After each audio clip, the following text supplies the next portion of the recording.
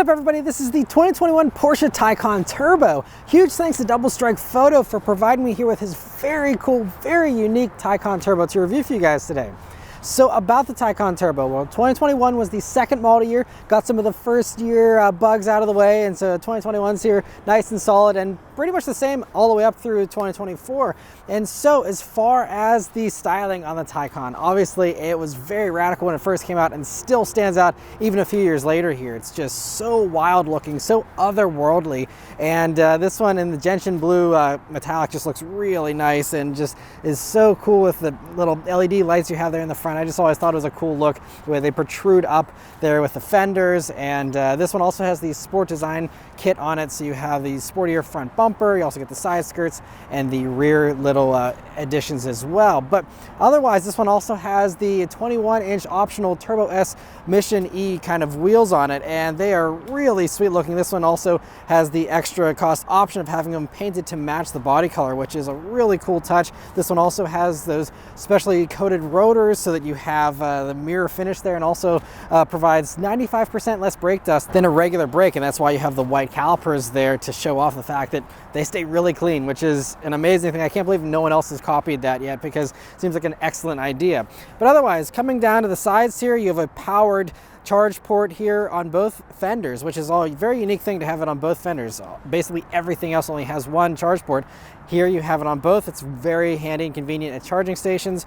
Otherwise, you have little fender cutouts here that in some models is functional, but in this one here is blocked off, and just little side mirrors here. And I love the side silhouette here, and the black roof and the black accents you have on this one really help it to look mean and sinister as well. And then going out to the back there, again, so streamlined. I love the continuous light bar there. And again, the hunkered down look here of these is just so cool. And so from every single angle, I think the Taycan Turbo just has aged really well, looks fantastic, and is just something that's definitely going to stand out on the road. Right, so for the interior of the Taycan Turbo, it's a very cool place to be. Very futuristic, very high-tech. If you like buttons, this is not the interior for you. There is basically no buttons outside of the ones on the steering wheel and the doors. But anyway, the first thing, sitting down in these seats. So this one has the fully optioned seats here, which have a million adjustments. I mean, you can adjust, everything from thigh support to torso and everything in between. They're heated and cooled seats, and this one even has this custom blue leather, which was a high-cost option, but very much sets this one apart and might be a one of one in the country in this color interior. They're also just really comfortable. I love that they're perforated, of course. It makes them breathe better. And they have a lot of adjustments. So like, even though you sit really low in this vehicle, I'm able to get my seat up nice and high while still having plenty of headroom and still feeling nice and spacious. This is actually my first time spending any time in a Taycan interior, and it's actually just overall more spacious than I was expecting. And I kept coming away here as I was filming everything in here like, wow, like this actually is more usable than I thought. It's not quite as cramped as I initially thought it was. And so if you're on the fence about these as far as interior space goes, just go sit in one if you haven't already, and really feel it out for yourself. I think that you'll be actually kind of surprised just how spacious and roomy this is in here. But anyway, moving on to the steering wheel here. It's a really great wheel. Porsche does amazing steering wheels, of course. I love the little rivets in it, the drive mode selector here on it, and a fantastic 9-3 grip, big 10 and 2 notches, and just looks fantastic. Just a few buttons here on it. I love that Porsche still does the cruise control controls on a separate stalk instead of cluttering up the steering wheel with a million things. And I love that, unlike other companies, they've still retained turn signal and windshield wiper stalks as well. So again, nice and simple steering wheel. That's really great. Moving on to the gauge cluster here. It's a 16.8-inch digital gauge cluster, and I believe that's one of the biggest in the industry. It is really cool too because it's curved, and you have some controls here on the left and the right for it as well, which is a nice little touch, and puts things like your damper settings right there within a one-touch reach, which is great. And I just love the curved nature. It's more curved than even most of the average curved displays you see these days. It just looks really futuristic and high-tech. Now the gauges themselves, you have a little bit of adjustability to them, but it's pretty simple and straightforward. There isn't a bunch of wild customization as far as the look of them, but they look great just the way they are. Coming over to the center of the dashboard here, right up top, you have the Sport Chrono package in this one, so you have that very cool ticking stopwatch there. And then coming down though, again, just more screens. So we have a 10.9-inch central display here. It's touchscreen. It has wireless Apple CarPlay, wireless Android Auto, and it's pretty good. Now, I will say that going through some of the menus there was a split-second wait. It's not the snappiest system out there.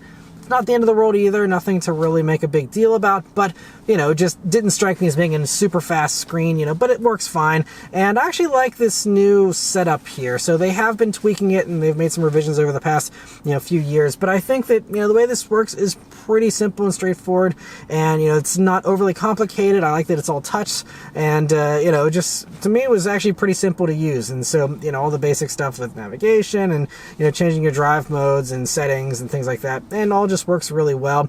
And of course, most of the time, most people will just be using that CarPlay or that Android Auto capability, and the Porsche system just kind of does its thing in the background there. And then moving down, you have an 8.4-inch touchscreen here for your climate controls, and this one has haptic feedback, so you actually have to press down on this one, similar to like some of the stuff you see in Audis with all their screens having the same kind of feature. And that's a little disorienting because, you know, you have to actually push harder on this screen, but not on the main screens here.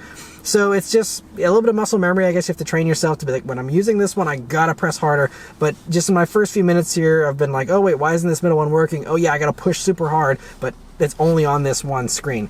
Kind of an odd little switch up there, but otherwise, you know, it works great. I can appreciate, you know, why they did that, because they want to give you some haptic feedback there so you don't have to stare at the screen while you're driving. But, you know, this one also has very little adjustability, just a few shortcuts if you don't want to reach up a few inches to the main screen, and then just your other, you know, quick shortcuts there for climate stuff. But, you know, nice to have nonetheless. The one thing, though, I will say is that there is no way to manually control the air vents. That is one thing that's been criticized. That's something they tried to, you know, copy from Tesla and others. But, you know, so it's something you're going to have to hope that it is intelligent enough to figure out where it should be shooting the air, and if you want to tweak that, you're going to have to sit there and play with it on the screen, which isn't ideal, but, you know, I'm hoping it's not a deal breaker, you know, for most people. But anyway, coming over, you also have this passenger display, which is optional. It's another 10.9-inch display, just like the middle one here, and it largely mirrors the same functions as this middle one. Obviously not as advanced with the amount of stuff you can do with it, but all the same great, you know, stuff for navigation inputting, you know, changing up the radio stations, things like that, and of course the very cool car info display there, which is definitely, I'm sure, fun as a passenger on a spirited drive to be able to see in real time your G and all that. And so really cool that you have that. That's just an option once again, otherwise you'd have a piece of piano black plastic there. As far as storage spaces in the Taycan here, it's actually, again, not bad for a vehicle that's as small as this is. You have nice deep pockets here on the doors that come out a good bit, so you can fit a pretty big bottle in there, honestly. In the middle here, you do have a nice little cubby underneath of this main screen, and you do have two cup holders here as well, and also this little center armrest, which again has a decent amount of depth to it, to be honest. And you'll see two USB-C jacks as well as a wireless charger in there, and a 12-volt power outlet as well. And you know, overall, I think for a vehicle like this, you know, that's pretty decent and slightly better than you get in some other vehicles that this competes with, even non-electric ones.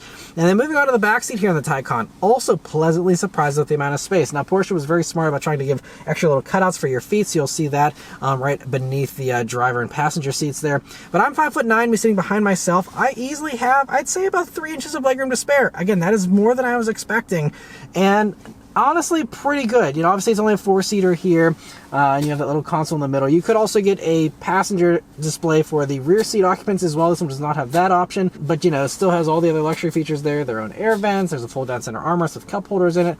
They have their own pockets in the doors, and this beautiful single piece of glass for the roof too is a really cool look. Good amount of headroom. Overall, a roomier backseat than you might expect. So again, if you're skeptical, give these a try. It might actually surprise you. Moving on to the trunk space here in the Taycan. Also, not bad. Not as good as any average sedan, you know, that this would compete with. It's not electric or as extreme as this, honestly, you know, but it's a decent amount of space. You can fit a couple of suitcases in there still, and they do help you out by giving you a frunk. So you do have a fairly deep frunk, and you can fit, you know, another decently sized duffel bag or something in there. And great that you have that extra capability. There is also a little bit of extra space under the floor there, primarily probably for like a charging cord, something like that. But a little bonus space nonetheless. Now, the good option here is that Taycans offer the Cross Turismo version, which is the more SUV, you know, lifted wagon kind of version of the Taycan, and that's going to be the way to go if you want more space. Now, it's not a massive hatch, it's not a massive improvement in, you know, cargo space, but that will certainly give you more cargo space. And so if you're someone who does need more practicality than what this provides, definitely you know, give that one a look. But, you know, I think that also check out the trunk in this before you write it off. It's actually not as bad as I was expecting, to be totally honest. And overall, I think this vehicle is actually a little more practical than I initially thought. But let's turn it on and go for a drive. The Taycan here has the usual Porsche key. This one has a nice leather glove that's covering it. But, you know, just a nice, you know, pretty small key, not too bad or anything. But these are keyless access, keyless entry, push button start as standard, of course. And the interesting thing is whenever you just sit down in this vehicle, it basically turns itself on if it detects the key.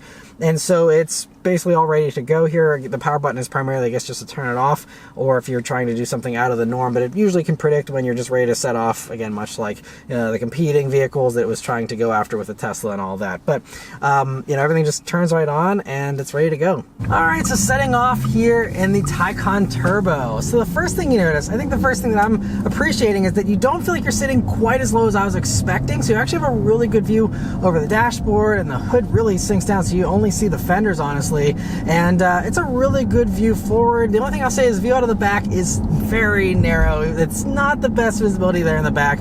You do have a bunch of cameras, 360 cameras and stuff to help you out there as far as, you know, maneuvering and all that. But side mirrors are pretty good. And I like that the A-pillar is actually pretty nice and thin. So, I mean, all of that actually makes it pretty easy to drive and park. And, you know, it's also pretty easy with the braking. So even though you have regen braking on, the one thing that I've been impressed by though is that it's actually pretty smooth and very natural feeling for the brake pedal feel, and that's something that you can't say for a lot of EVs. I mean, even like the Mach-E that we own, it's very grabby and tricky. So the fact that Porsche did such a good job fine-tuning the brake feel just in the first few feet that I've been driving this vehicle is very impressive, to be totally honest. And of course, throttle response and all that is nice and responsive as well. All right, but the moment that you've all probably been waiting for, I'm not going to do a launch control just yet because we have some traffic here, but let's just do a rolling acceleration here from 30 miles per hour and see how it does. Here we go. Man, that's impressive. Woo! That is, yeah, it's got some legs to it too for an EV. It is impressive with the punch, and we're going uphill, by the way, too there. So I love the sound too. It sounds so cool. That is something you can turn off if you want, but I love it. But anyway, so the Taycan Turbo here for the regular one does 670 horsepower in the overboost mode. Otherwise, it's normally 616 horsepower, 626 pound-feet of torque regardless. And, I mean, it feels like you're driving into the future whenever you just hit the gas in this thing. It's just like, it almost like blurs your peripherals, and it just, I mean, we haven't even done the launch mode yet, so I'm very excited to try that. But I mean, it's tons of punch. So the official quoted time, I believe, is at 3 seconds 0 to 60 for this. Of course, this is not the top performing version. There is still the Turbo S, which mechanically is very similar. It just has a higher voltage for the front motor there, and that'll do up to 750 horsepower. And that one, I think Motor Trend is one of the fastest vehicles they ever tested. I think it's like a 2.4 seconds 0 to 60. So that is really the full-blown crazy thing, but I mean, this will still annihilate most supercars and even many hypercars, honestly. So you're not going to be hurting for power in this whatsoever, even though in these crazy times we're living in, you know, 670 horsepower doesn't sound insane, but it is insane whenever it's electric horsepower and it's instant. And the really cool thing about the Taycan here is it has a 2-speed transmission, which is something that basically no one else offers as of right now, and it's a really cool touch. So I honestly haven't perceived it even doing that shift. I know some people have noticed it's noticeable, but I mean, at least so far, my first few minutes of driving here, I haven't noticed it. And we'll do some more acceleration testing here in a little bit, but other things to note here while you're just cruising at normal speeds on normal roads. This road's pretty nicely paved, but I mean, the ride is actually pretty good here. Now you do have the air suspension as standard on the turbos, and you also have, this one has the option for the Porsche Dynamic Chassis Control System, so you know, you're able to have the dampers be, you know, stiff or soft depending on what you want. And there's the individual modes. You can custom tailor stuff, so if you want some stuff one way and some stuff the other, you can have that, of course, which is great to give you that adjustability. And so like right now we're in the Sport Plus Individual, which essentially is just Sport Plus, but it's got the soft suspension setup. And I mean, for 21-inch, yeah, I can feel the transmission doing a little shift over there. But anyway, you know, with the 21s, I'm just noticing that it's actually, you know, still smoother than you'd probably expect for something on these kinds of wheels. And I mean, honestly, like even Audi and, you know, Porsche, they always do such a good job of, even with gigantic wheels, having really impressive ride quality, better than you'd expect. I've been impressed with that and stuff like the RS6 Avant and other vehicles. And so, you know, I think the Volkswagen Group engineers in general have a pretty good handle on how to still have a smooth smooth ride while you have big wheels. And also I have to say, it's pretty quiet in here. It's very luxurious as far as the refinement. You don't really hear, like there was a giant SUV that just passed, and if I was blindfolded, I wouldn't even know it passed this. It is really, really quiet in here. You have double pane windows. I mean, it's just all very, very advanced, and just honestly gives you a luxurious feeling and really does a good job of isolating you from the outside world. And now we're on this little bit of a rougher road that usually generates some more road noise, and it's still pretty quiet. I mean, yeah, there's a very, very dull roar, but that's about it. And I'm going to actually also go up into the Sport Plus mode and stiffen up the chassis just a little bit, because we're coming up to the corners I always take, and I want to see just in its max stiffness mode how this actually feels. And with that, it will also lower down the air suspension there and hunker down a little bit to give you a lower center of gravity. But coming up the corners here, let's see how it handles. It is really so flat, I can tell already, and this one also has rear axle steer, which was an option you could get. It was standard on the Turbo S, but here on the Turbos it was an option, and it really does a good job of just making this thing feel even smaller than it already is. It's not like it's a big car, but I mean, it's just no drama. But a little bit of, okay, like, and I saw for a split second there, stability control was lighting up. So, I mean, it will play around with you a little bit. Now, this one also is running Continental all-season Extreme Contact tires here, so not a super sticky summer tire like you might have gotten from the factory on these. But the tire sizes here are 265 wide in the front and 305s in the rear. So, I mean, that's a lot of meat in the back. Obviously, a lot of power as well. But, you know, the fact that it's able to be still a little bit playful, even with massive tires like that, is also just, you know, a nice little touch for sure. And but I mean, it is just like telepathic. I mean, it does whatever you want it to do. There's no fighting with it. There's no wanting for more. It's always going to give you way more performance than you're ever going to need at any kind of sane speeds. And even at insane speeds, it'll probably hold up just fine too. But you know, it just feels really good. I also love the steering weight and the directness of the steering. So the steering just feels pretty natural to me. It's pretty quick, and I mean, it's Porsche we're talking about here, so you know, I guess it shouldn't be a standout thing, but you know, it's just same great kind of steering you're expecting out of a Porsche. It just feels really good. All right, so let's quickly try a little launch here. We're in Sport Plus, left foot brake, gas, launch control activated. Here we go. Woo! Man. Ooh, yeah, that is fun.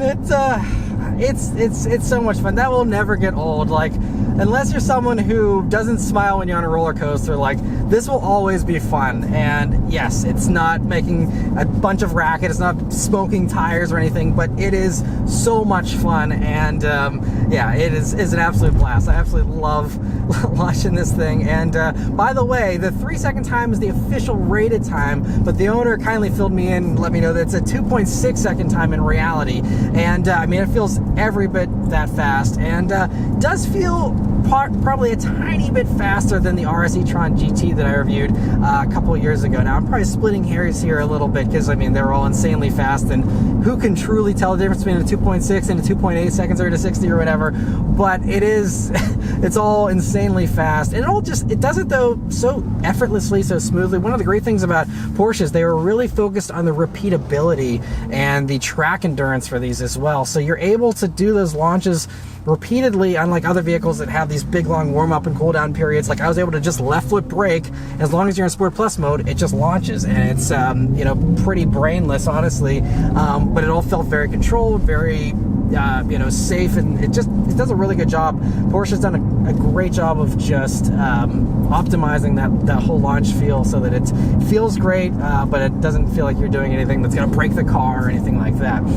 But other things here to note. So as far as curb weight, that is also something these days, especially with the way the curb weights have been ballooning, you know, for a lot of these EVs. I mean, this thing weighs just around 5,000 pounds. Obviously, it'll come down to the exact spec that you're working with and all that. But, you know, some of these are like 5,100 or something like that. But, you know, pretty light, all things considered, for an EV sedan with a battery pack as large as this one is. I'll get into the battery stuff here in a minute. But first, let's go around a few more corners and just play with it a little bit more. A couple more corners here.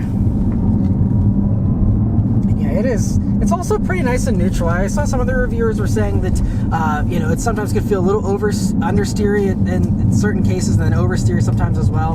And there is a little twitch from the back end. I like that. It's playful. I love that it is playful and it isn't 100% totally glued. I think that is actually a really redeeming quality for these, and gives it some character and some personality, and makes you feel like you have to have some skill to drive this, and it's not just like some simulator that is just figuring everything out for you. And another thing that actually feels better than I was expecting is the dampers whenever they're in their stiffest setting here for Sport Plus. You know, I mean, it certainly is, you know, a little bit more sensation you get through the ride here and through your seat, but it's honestly not something that's a huge difference. It's not like some other vehicles where it's like rock hard the second you go into, you know, the race mode and things like that. I mean, this is actually totally fine, and if I was forced to be in Sport Plus mode all the time, I still think it'd be a fine daily driver and I wouldn't be complaining. So as far as the all-important battery information here for an EV, of course, it has a 93.7 kilowatt-hour battery pack, and you could get a smaller battery pack in the lower trims, but that's what you get here in the turbos.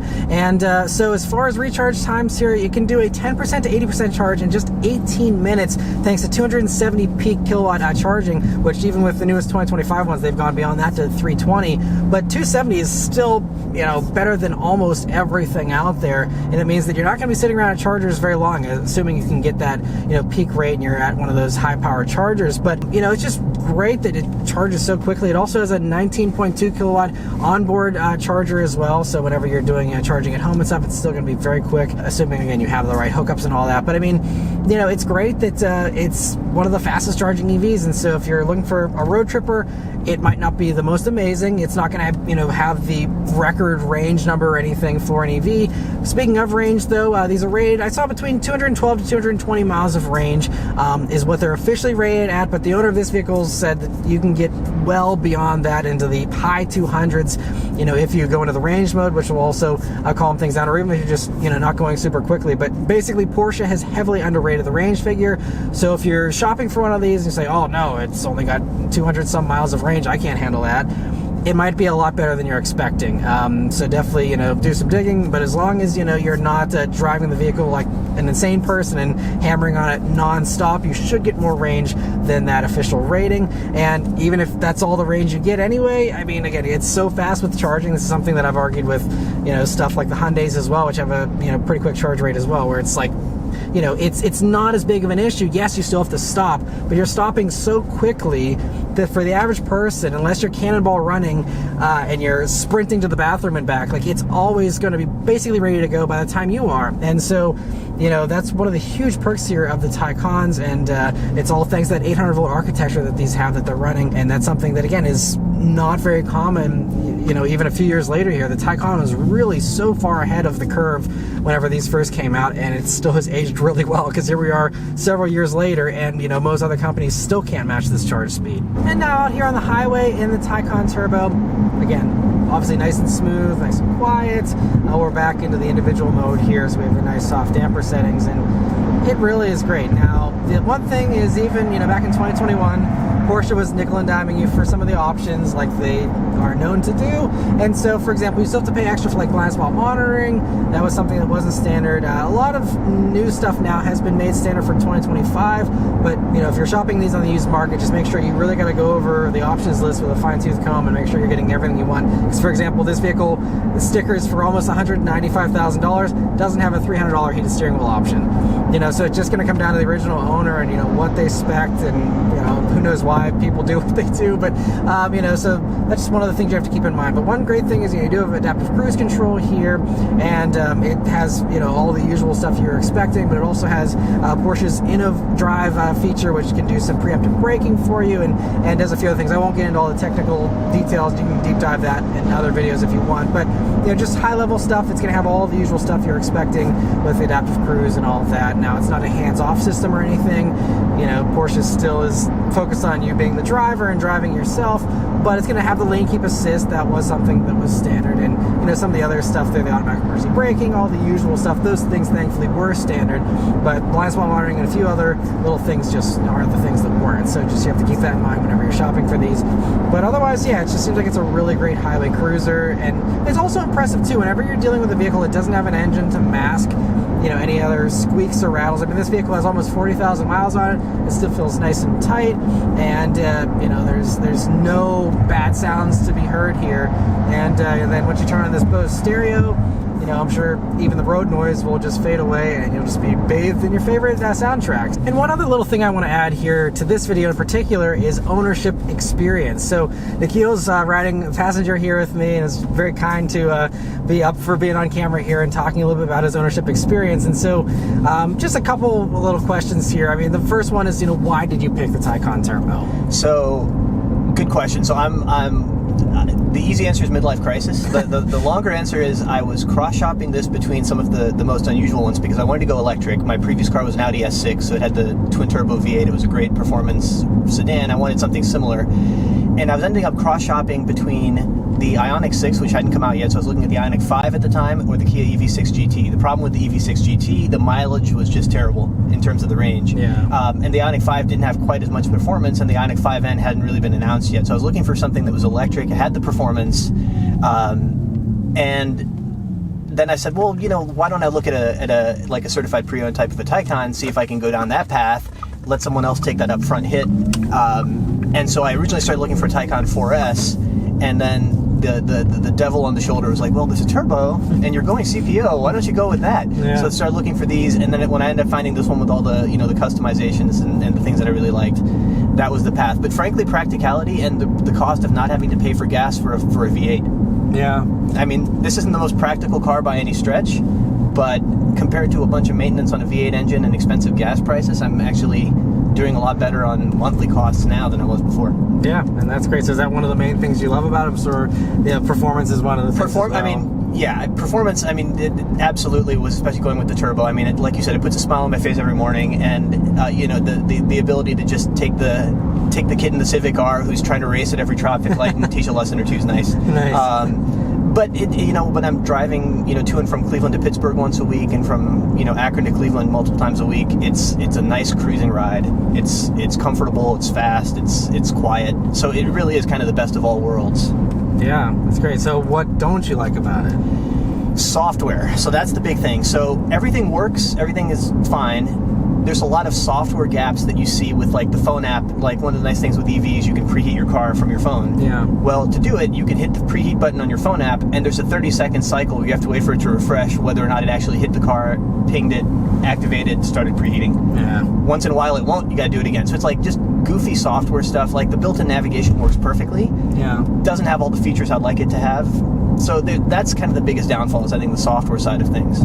Yeah, I think that's something that other companies like Tesla and stuff, they've been known to do better, and it's I mean, hopefully Porsche will get better with that, quickly. But I mean, that's the thing. Every company struggles. If you're not a software company, it seems like they can't get that part down. It's unfortunate.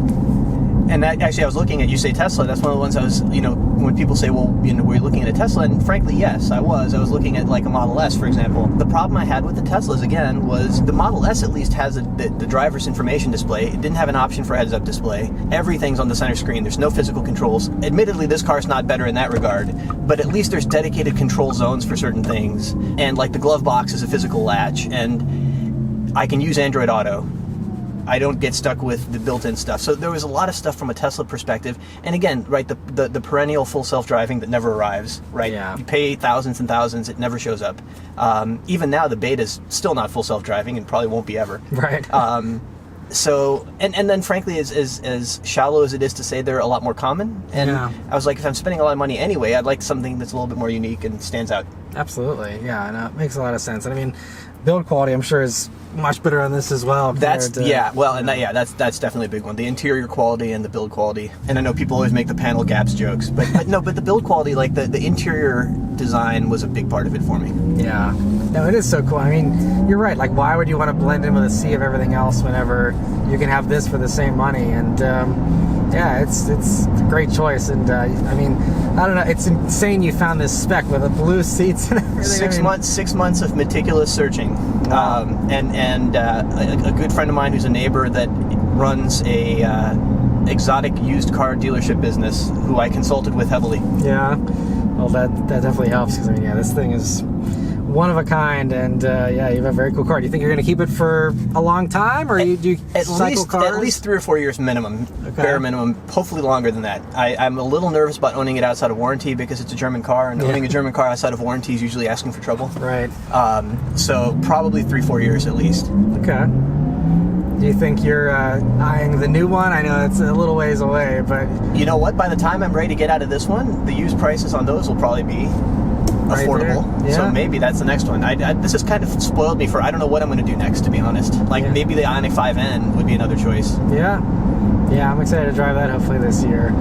But yeah, I mean, so really the last couple of things I mentioned here are, pricing and how this compares to the competition. And I mean, I echoed a lot of the same things, you said, as far as just it's going to be more unique. It's got the CarPlay integration and Android Auto integration, which is something, for example, that Tesla doesn't have. Build quality, those things that we already covered is why, I think this is, going to be a more desirable choice than a Model S Plaid.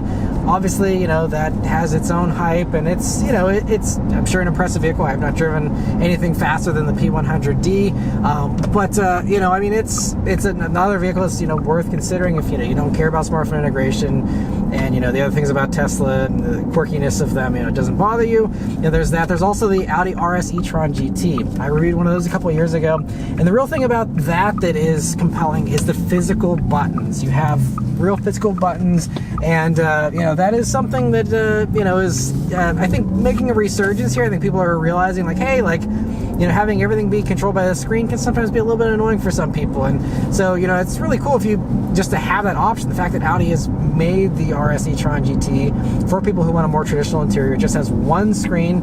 It's certainly less impressive from a technology standpoint, but if you're someone who just wants the same kind of performance, the same great charge rates and all those things, but you just want a more traditional interior experience, and honestly I think more traditional looks for the Audi slightly as well, although it's certainly more extreme than the average Audi, but I think that's another one that's just a strong one to consider, and I really enjoyed my time. I had that one for an entire week back in 2022 and really loved my time in it, so definitely another one to check out because those have also depreciated very similar to this. And as the last thing I will mention is the pricing. So again, this one stickered for almost $195,000 when it was new, but now in the used market, turbos, even 2021s, and you're looking at just those if you want to exclude the 2020s, which have been known to be a little buggier, even 2021s are below $100,000 now. So I mean, you're talking essentially half price after just a few years. And I mean, we're not talking about vehicles with 100,000 miles either. We're talking about, reasonable miles, certified pre-owned vehicles, things like that are, had for half price. And I mean, it's really compelling. I mean, these were also very impressive, obviously still insanely fast, even at 200 grand, but now at $100,000, I mean, it's, especially compared to other EVs, I mean, this is going to just, annihilate a lot of these other EVs. They can get close to 100 grand without even, being anything performance oriented. And so the fact that you have so much performance and so much luxury, so much tech, so much of everything for, a very minor charge, I think it's just, a pretty impressive value proposition. Again, we're talking about $100,000 vehicles, so I mean, I'm not going to pretend like this is, a car for the everyman and, something that everyone can, grab, but it's just, impressive. 50% off anything is always something that's worth taking notice of. And so if you're someone who, wants one of these, or even you just want one of the, lower versions of the Taycan, those 4S versions are still super fast and still gives you all the same great interior stuff for the most part and all that. And I mean, those, I've been seeing, the lower Taycans, especially for the base 4 version, going for, 60s, low 70s, even for, pretty nice ones. I mean, so they've come down a lot. So if you love just the look of the Taycan, you don't need to have, face melting performance. I think that, the regular Taycans are also a great grab these days. Also, again, similarly, discounted about 50% off of what they originally stickered for. And so, very impressive vehicles. And it's great to know that, the range is underrated. And so you can get more than, it looks like on paper with these. And I think there's just a lot going for the Taycan here. Obviously, they've had plenty of hype over the past few years. I'm far from the first person to, make all of these, realizations, but it's just worth driving home the point here on the used market, these are a really good buy, and I think that it's going to be just as impressive. Again, the look has hardly changed even for the refresh for 2025, so it's not like you're really going to be buying a vehicle that even looks dated. It's going to still look fresh, still look very exciting for many years to come, and you get all that for much less than new. So anyway, but that's all of my thoughts here on the Taycan Turbo. Let me know your thoughts on it in the comments below. Huge thanks to Double Strike Photo here for providing me here with his vehicle to review for you guys today. Yeah, thank you all very much for watching. Please leave a like and subscribe to keep these videos coming, and I'll see you guys in the next one. Take care.